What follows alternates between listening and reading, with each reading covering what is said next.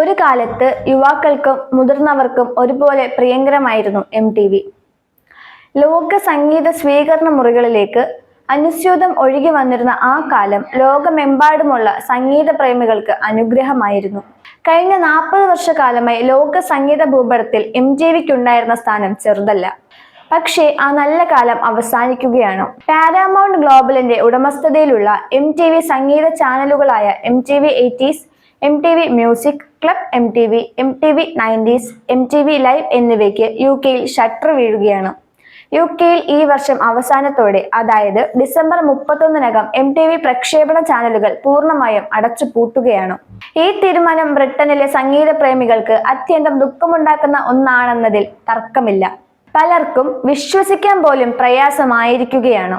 1981-ൽ അമേരിക്കയിൽ ആരംഭിച്ച MTV പ്രേക്ഷകർക്ക് പോപ്പ് ഗാനങ്ങളുടെ വീഡിയോ ഓൺ ഡിമാൻഡായി കാണാനുള്ള സൗകര്യമൊരുക്കി സംഗീത ലോകത്ത് വിപ്ലവം സൃഷ്ടിക്കുകയുണ്ടായി. ഗാനങ്ങൾ അവതരിപ്പിച്ച VJമാർ ആരാധക വൃന്ദം ആഘോഷിച്ച താരങ്ങളായി മാറുകയും ചെയ്തു. 1987-ൽ MTV യൂറോപ്യൻ പതിപ്പ് ആരംഭിക്കുകയും അതിന് ഒരു ദശകത്തിന് ശേഷം UK-ക്ക് സ്വന്തം MTV ചാനൽ ലഭിക്കുകയും ചെയ്തു.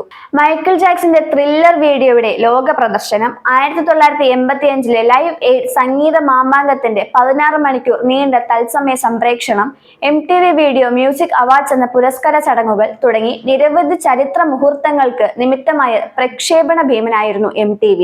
പ്രക്ഷേപണ ചാനൽ അടച്ചു പൂട്ടുന്നതോടെ MTV HD എന്ന ചാനൽ റിയാലിറ്റി ഷോകളിൽ ശ്രദ്ധ കേന്ദ്രീകരിച്ച് നിലനിൽക്കും. ഇത് ശരിക്കും സംഗീത വീഡിയോകളിൽ നിന്ന് റിയാലിറ്റി ഷോകളിലേക്കുള്ള MTVയുടെ യാത്രയുടെ വ്യക്തമായ അടയാളമാണ്. റിയാലിറ്റി ഷോകളിൽ ശ്രദ്ധ കേന്ദ്രീകരിക്കാനുള്ള തീരുമാനം പലർക്കും അത്രയ്ക്കങ്ങ് അംഗീകരിക്കാൻ കഴിയുന്നതല്ല.